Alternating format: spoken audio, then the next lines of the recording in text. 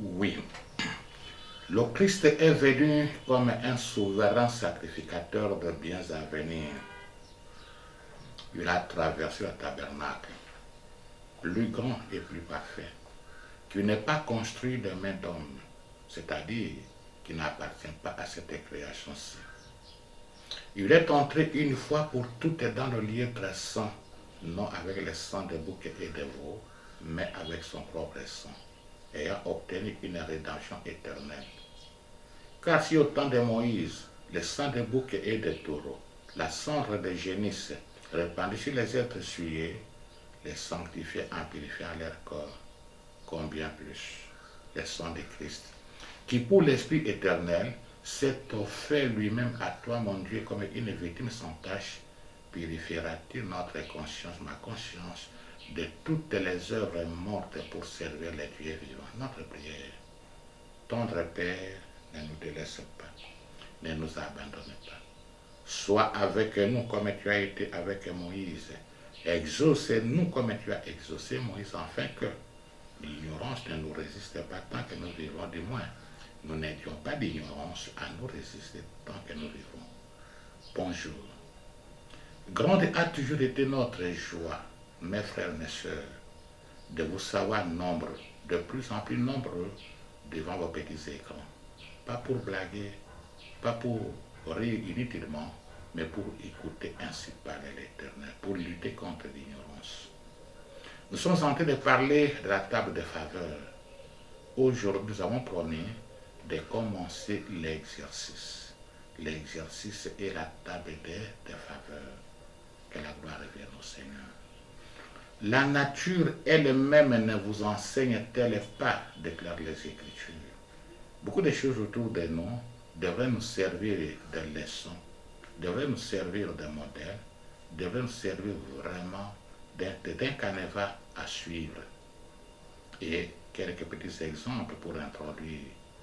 Lorsque nous mettons les grains au sol, ce n'est pas le même jour que le grain est mis au sol, le même jour qu'il a grandi et que nous récoltons, non.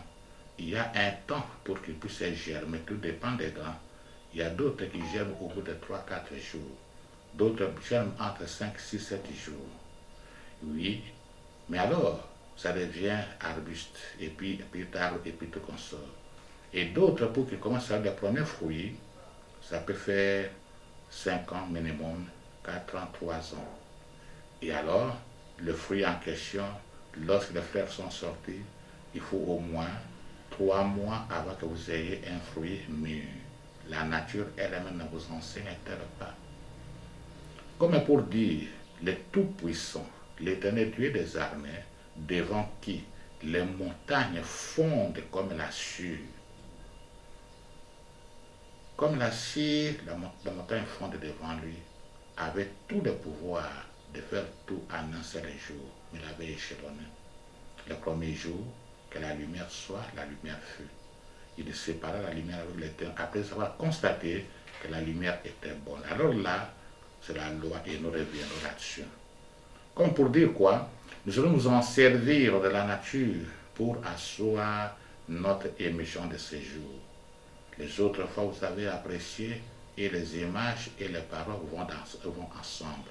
Nous demandons à notre réalisateur de nous montrer le premier tableau. Vous allez constater que ces feuilles-là ressemblent comme du pain. Mais oui, il faut que la parole de Dieu, qui est notre nourriture, soit le repas du matin, avant le repas physique. Je venais de le dire, si notre réalisateur est prêt, il faut nous montrer le premier tableau et nous continuons. Oui, un exercice est une activité spécialement structurée, adaptée, qui permet de développer les capacités. Mais pour manger, il faut s'exercer. Le bébé qui est né, quel que soit l'amour que vous avez pour lui, tout ce que vous pouvez lui donner, d'être solide, il ne saura pas le faire, ce n'est pas encore exercé. Premier exercice, c'est d'abord comment téter les seins de sa mère. Alors nous venons de dire, la nature elle-même ne vous enseigne-t-elle pas? Nous voulons prendre l'exemple du lion. Le lion est un animal féroce, mais les lionceaux consacrent beaucoup de temps pour s'entraîner. Ils commencent à s'entraîner très jeunes, mais leur apprentissage se fait progressivement et dure plusieurs mois, voire plusieurs années. Voici les principales étapes. Premièrement, de la naissance à 2 mois. De la naissance à 2 mois, les lionceaux restent cachés avec leur mère. Ils ne s'entraînent pas encore, mais ils apprennent à ramper, à marcher et à jouer. La nature ne vous enseigne-t-elle pas? Quand nous regardons les lions adultes, un animal féroce, le roi de la jungle, mais écoutez ce qui s'est passé dans sa vie. De la naissance à 2 mois, il ne fait rien, caché avec sa mère. Et dans cette cachette-là, il s'entraîne à ramper, il s'entraîne à marcher, il s'entraîne à jouer. Et quand vous regardez les lionceaux, vous voyez vraiment que même pour marcher en question, c'est en titubant, à ramper, titubant. Jouer, bon, les jeux des petits animaux. Mais par contre, de 2 à 6 mois, ils rejoignent les groupes, on peut appeler aussi la troupe. Et les jeux deviennent les premiers entraînements. Premier entraînement, c'est les jeux. Ils se pourchassent, c'est mortel, et ils se battent pour s'exercer à la chasse et au combat. Tout ça se fait. Ils n'ont pas encore commencé la chasse.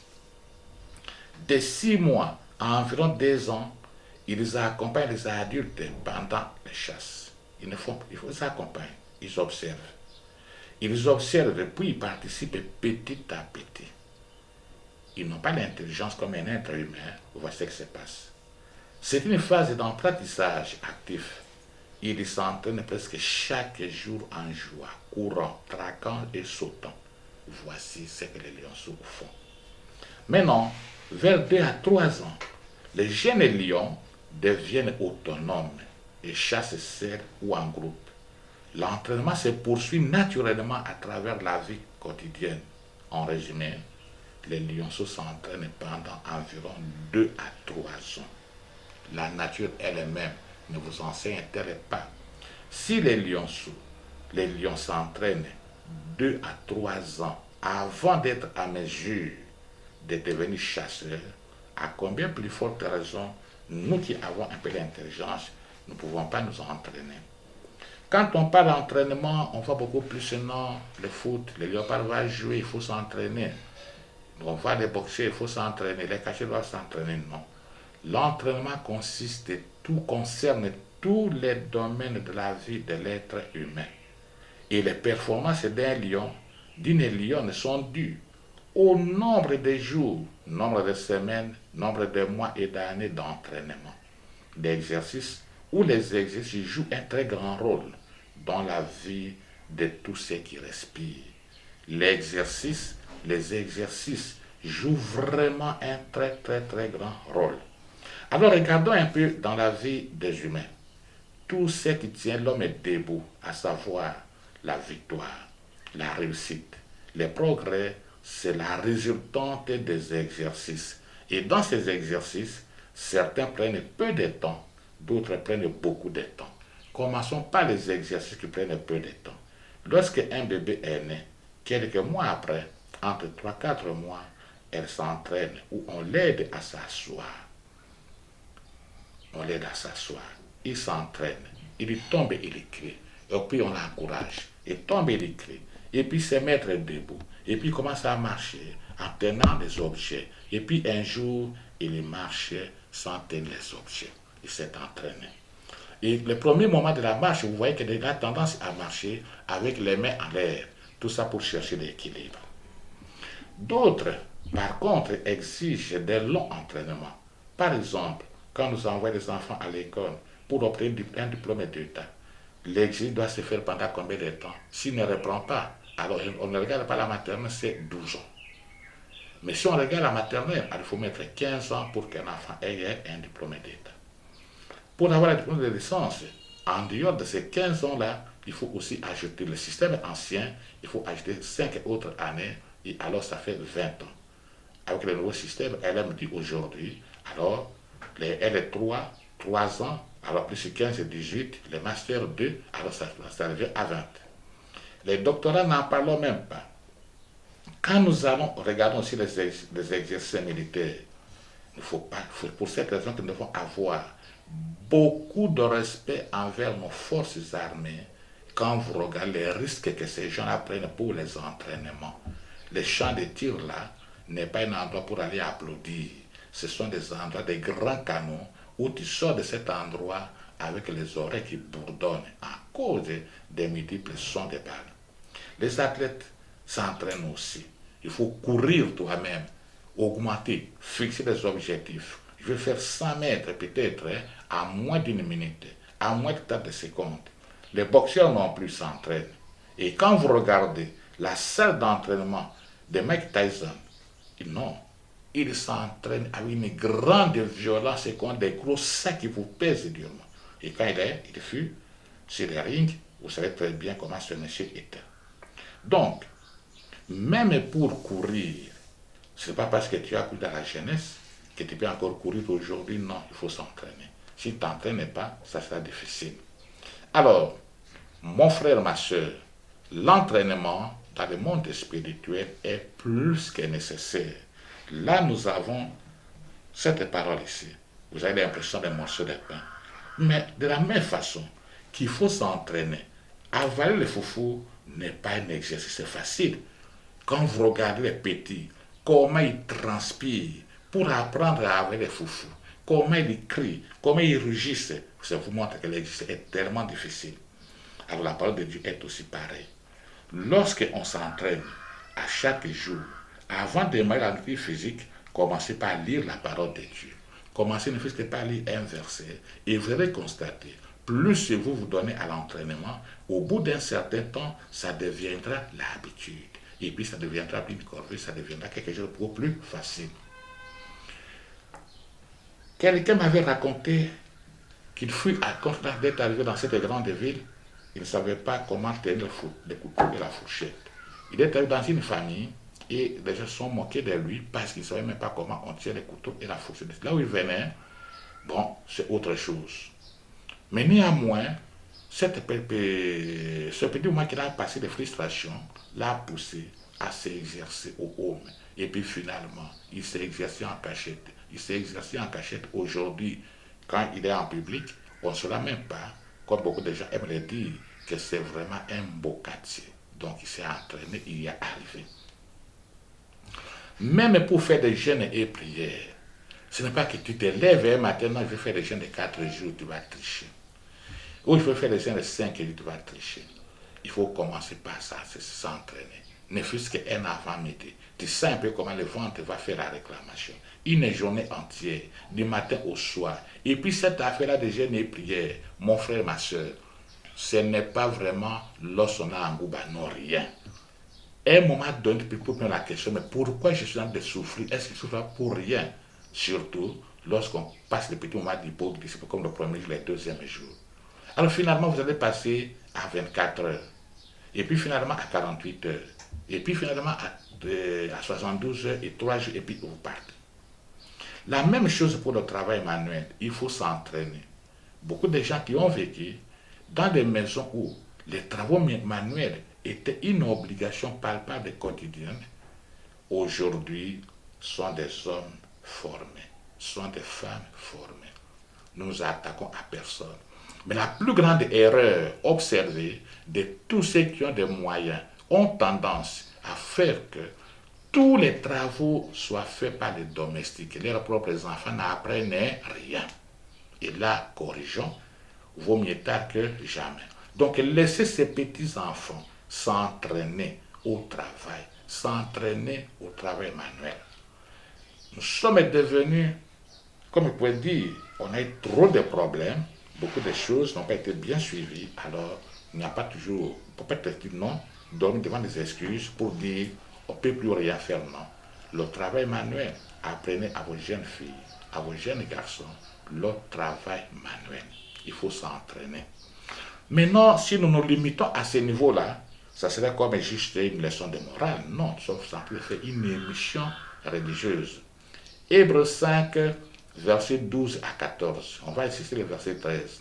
Or, quiconque en est au lait n'a pas l'expérience de la parole de justice, car il est un enfant.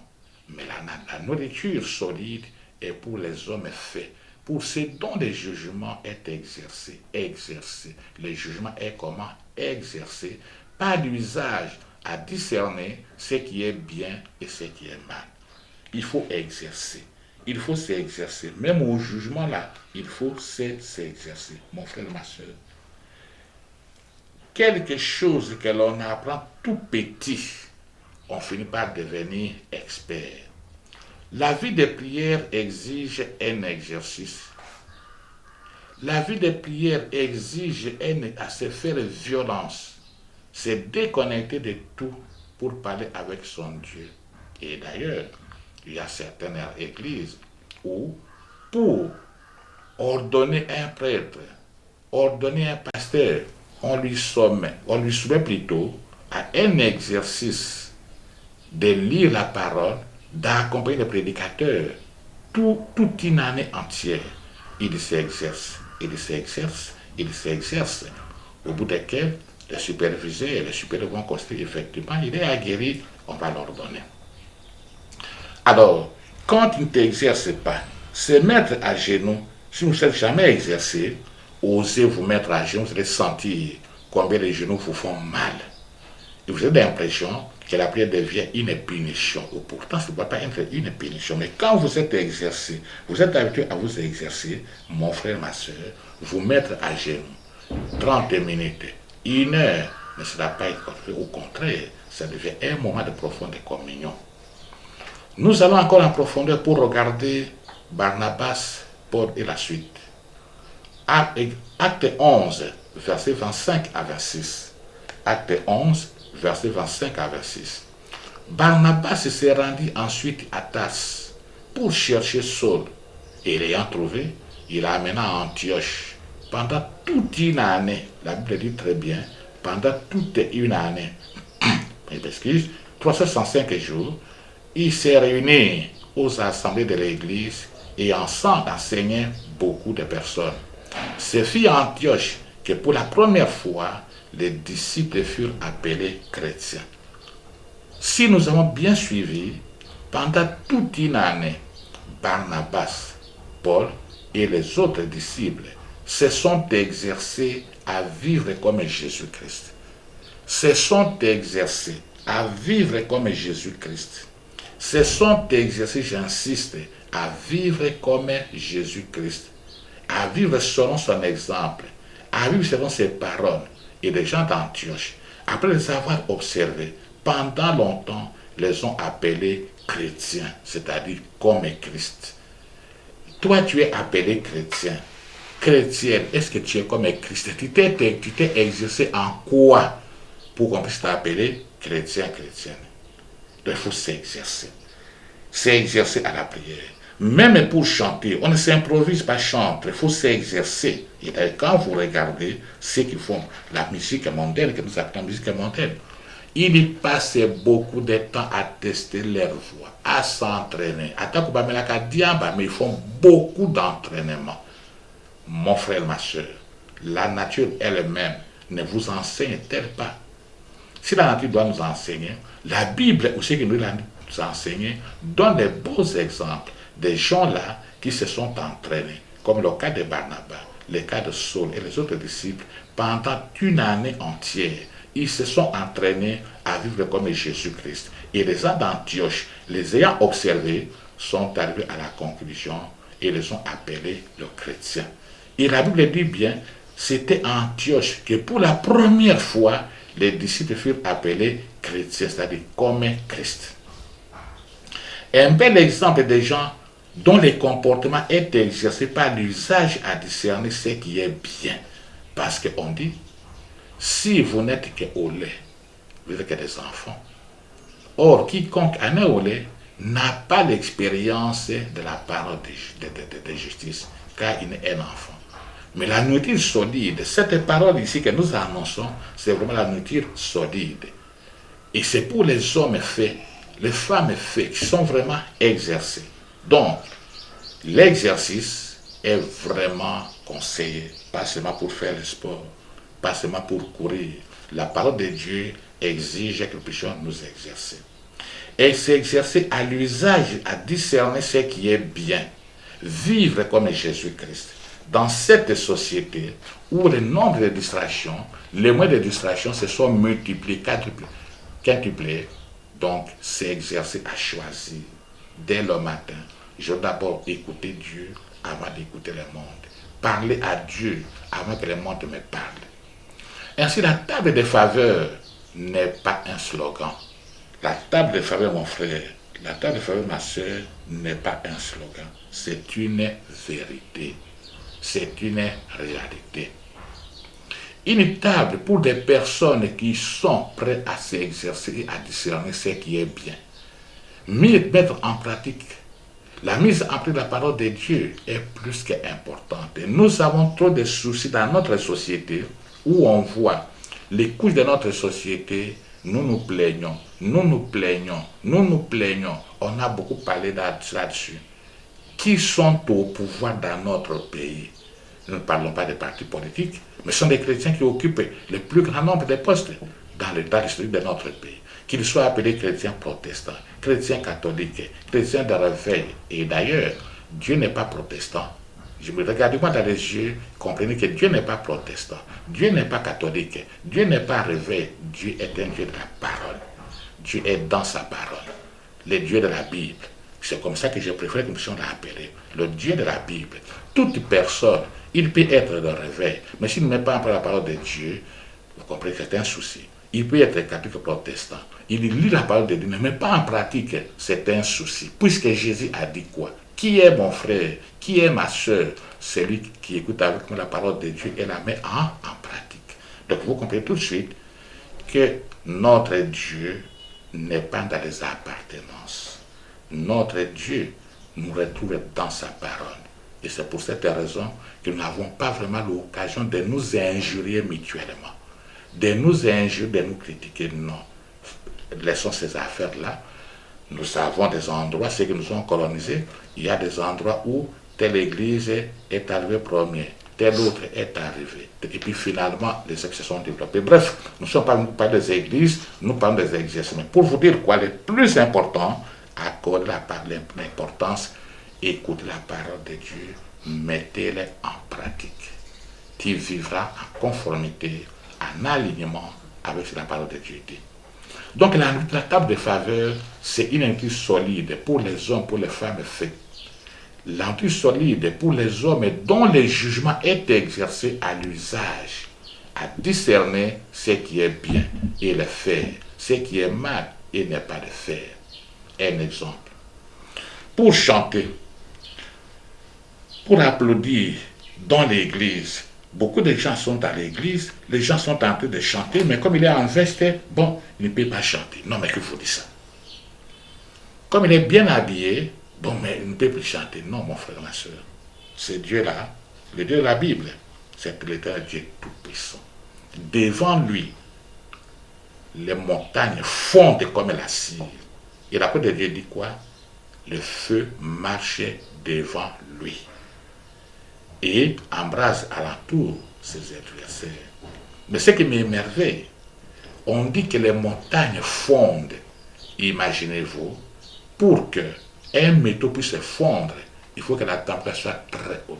Alors, qu'est-ce qu'il y a dans les montagnes? Beaucoup de choses. Et puis finalement aplanir avec le feu de sa température. Non.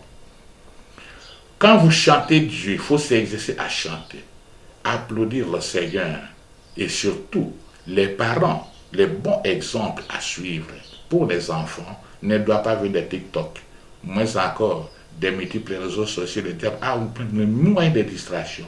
dans les mêmes téléphones, il y a la Bible, il y a le WhatsApp, il y a tous ces réseaux sociaux. Les gens sont plus dans les réseaux sociaux que dans la Bible. Il faut s'entraîner.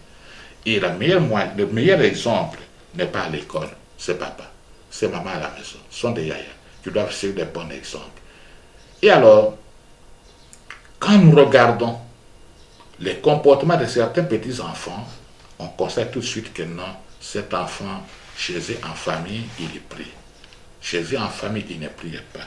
Quelqu'un m'avait raconté d'un parent qui avait des petits soucis et puis a appelé un pasteur pour que ce dernier puisse prier pour la famille. Bon, après avoir prêché, le pasteur a demandé que papa s'agenouille.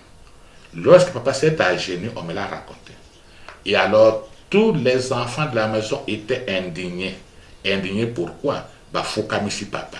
On a puni papa, on l'a agenouillé.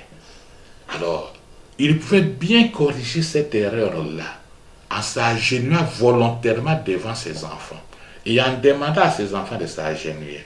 Mais là, je me suis posé, est-ce que les vieux agenouillés a pu supporter 5 minutes à genoux?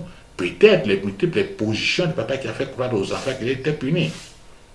C'est que l'on apprend tout petit et qu'on exerce fait de la personne un expert, une experte dans la matière.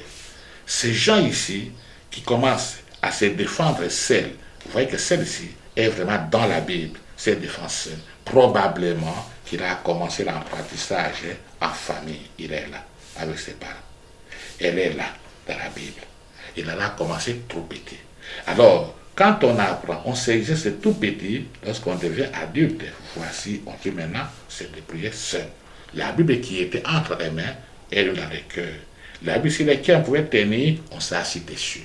Exercez-vous, en s'exerçant, on devient expert. Une maman qui ne sait pas préparer, est-ce que c'est sa faute? Non.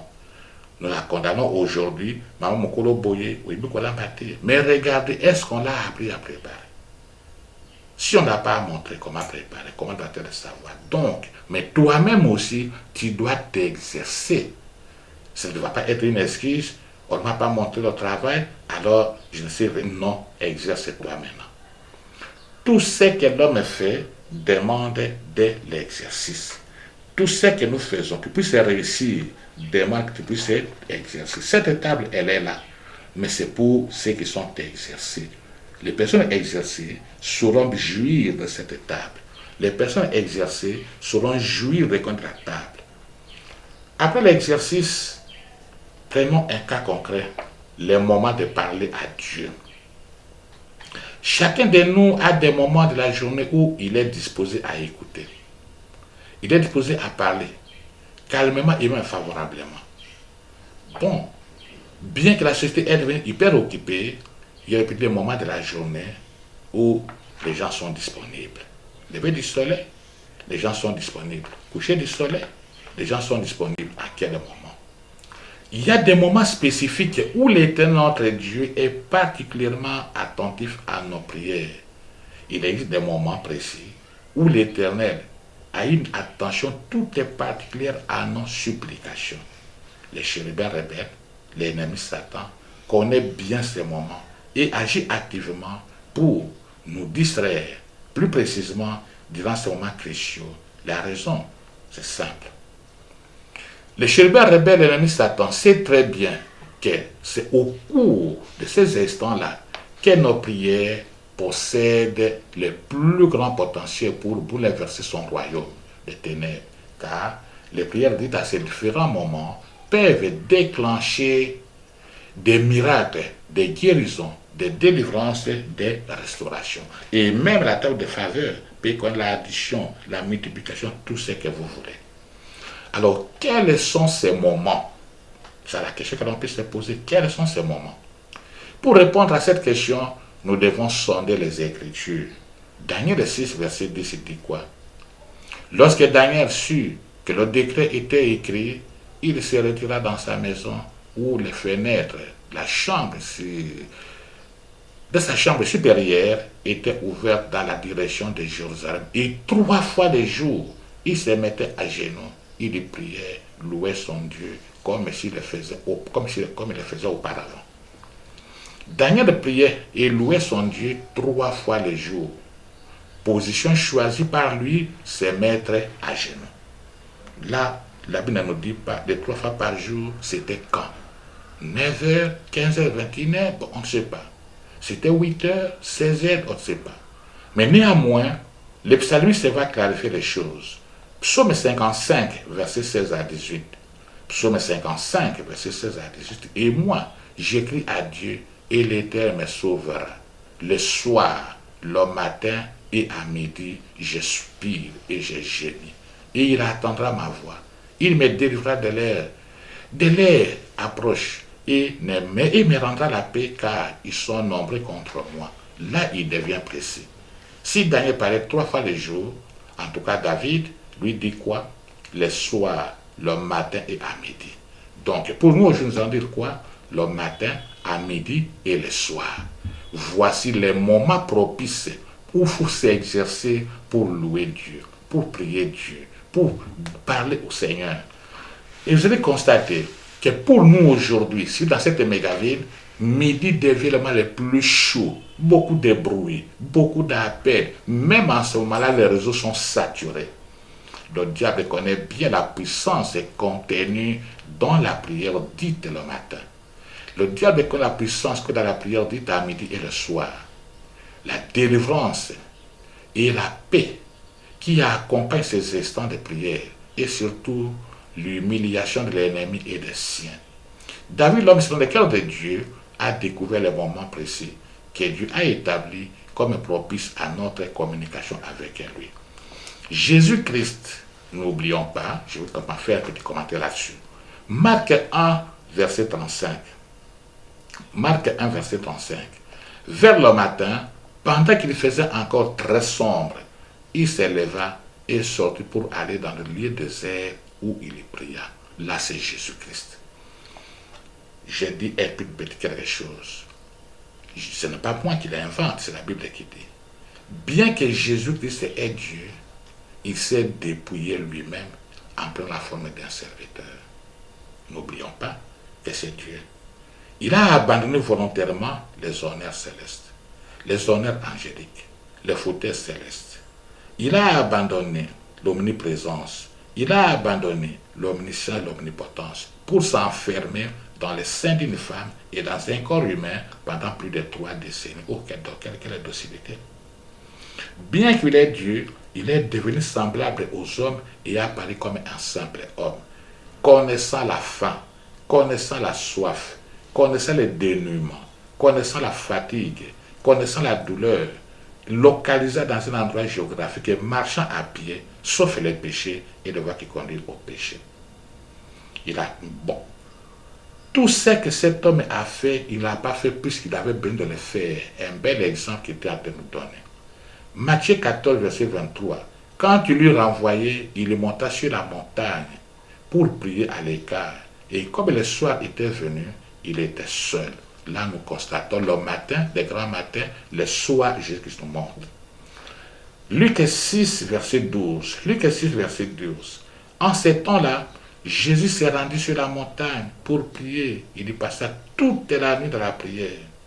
Colossiens 4, verset 2. Persévérer dans la prière, veiller avec entière action de grâce. Que pouvons-nous dire? Je venais de dire que Jésus, tout ce qu'il a fait, il n'a pas fait pour lui. C'était de bels exemples qu'il était en train de nous donner. Au regard de ces 3 versets, nous voyons Jésus prier à différents moments de la journée et de la nuit, sur les montagnes, dans le lieu désert et souvent seul. Là, on dit souvent seul. Dans ces multiples prières, 3 moments sont mis en évidence. Tôt le matin, pendant qu'il faisait encore très sombre. Mon frère, ma soeur, exerce-toi, surtout toi, papa. Tu te plains beaucoup de tout ce qui se passe dans ta maison, mais prends ne fût-ce que soin de t'exercer à te lever tôt, vers 5 heures, pour prier Dieu. Avant d'écouter le bruit du monde, écoute d'abord la voix de l'Éternel. Avant de parler, avant que le monde te parle, toi parle d'abord à l'Éternel et expérimente. Tôt le matin, pendant qu'il faisait encore très sombre, 4h30. Mais pour arriver les couloirs matinaux, nous appelons ça couloir matinal. Pour réussir les couloirs matinaux, il faut dormir à temps. Tu vas dormir à quelle heure? 23h, tu es debout. 1h, tu es debout. Alors, tout à fait normal qu'elle te réveille aussi en retard. Parce que le corps, pour qu'il puisse bien se reposer, il faut plus ou moins 8 heures. Nous constatons le soir une prière qui de foi débordait jusqu'après toute la nuit, c'est Jésus. Au courant de la journée, Matthieu 17, verset 1, Marc 15, verset 34, implicitement à la mi-journée, tous les trois précités ont développé la discipline 3 fois la prière par jour, matin, midi, soir. Je voudrais, pour l'inscription de ce jour, dire un petit mot sur la prière du très tôt le matin. Et la fois prochaine, on pourra revenir très tôt le matin, midi et le soir. Que Dieu soit loué. Que Dieu soit loué. Donc le Seigneur est le roi des rois. Le premier moment sacré, c'est l'aube. L'aube est un moment précis où la nuit cède la place au jour. Le moment de la transition cosmique, un instant où la puissance des ténèbres recule et où la lumière reprend ses droits. Un symbole vivant de la victoire de Dieu sur tous ceux qui oppressent ses enfants. C'est ça l'aube. Moment où le mouvement de la création proclame la victoire de la lumière. Moment où les créatures proclament la victoire de la lumière sur les ténèbres. Un bel exemple, c'est Jésus-Christ descendu du ciel et qui connaissait mieux le secret du royaume des cieux, pratiquait la prière de l'aube. Nous venons de voir dans Marc 1, verset 35. Quand vous donnez à Dieu la primaire de votre voix, rassurez-vous, il vous donnera la primaire de son oreille. Quand vous donnez à Dieu la primaire de la voix, c'est parler à Dieu avant de parler aux hommes. Mon frère, ma soeur, exerçons-nous à parler à Dieu avant d'aller parler aux hommes. Exerçons-nous à la prière du matin. Exerçons-nous à la prière de l'aube. Dans cette vie, tout s'exerce. Quand on se réveille d'un profond sommeil, le premier moment, c'est la recherche de l'autorité de Dieu. La recherche de l'éternel notre Dieu. Malheureusement, aujourd'hui, quand on se réveille, on cherche les téléphones pour suivre les TikTok, pour savoir les informations. Oui. Si c'est dans les TikTok, ça ne va pas fuir. Si c'est déjà consigné quelque part, ça ne va pas fuir. Prie ton Dieu. Quand tu auras fini de prier ton Dieu, tu peux maintenant écouter ce que le monde parle. Je suis où? Nous sommes à quelle heure? Quel jour? C'est le moment où la conscience revient progressivement, où les pensées commencent à se former. Alors dans la vie actuelle, la plupart se réveillent le matin avec des pensées automatiques. Dès qu'ils se réveillent, les soucis de la veille, les obligations de la journée, les embouteillages sur la route, les différentes tâches au quotidien. Et pourtant, la meilleure des façons de se dire, voici la journée que l'Éternel a faite. Dès que tu te réveilles, que les premières paroles de votre bouche ne soient pas où est le téléphone, où est telle chose, voici la journée que l'Éternel a faite. La journée de vendredi, la journée de samedi, la journée de dimanche, ça sera pour moi une journée d'allégresse et de joie. Le malin, le diable ne va pas me toucher, ni toucher à cette journée. Pourquoi? Parce qu'il est écrit, ne touchez pas à mes voix, ne faites pas du mal à mes prophètes. Là que vous avez commencé ça, les premiers moments de la journée déterminent la suite. Les premiers moments de la journée déterminent la suite de votre journée. Si les premiers moments de la journée, les premiers mots de votre journée, c'est la plainte, alors l'ennemi Satan va t'aider à te plaindre toute la journée. Si le premier moment, c'est la peur, il va augmenter cette peur, ça devient une anxiété tout au long de la journée. Qu'est-ce que nous avons voulu dire aujourd'hui? Aujourd'hui, nous avons parlé de l'exercice et la table de faveur. Nous allons commencer par définir l'exercice une activité structurée pour aider à développer les capacités. Nous nous sommes servis du lion, le roi de la jungle, et nous avons dit la force de cet animal-là est due à l'exercice. Pendant 2 à 3 ans, il s'exerce, et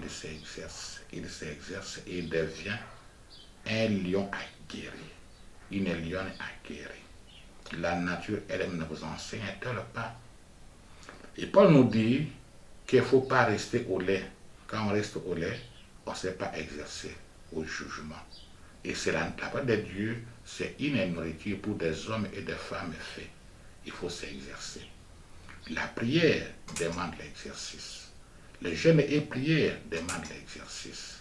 Les chants de louange demandent l'exercice. Tout ce que l'homme fait demande l'exercice.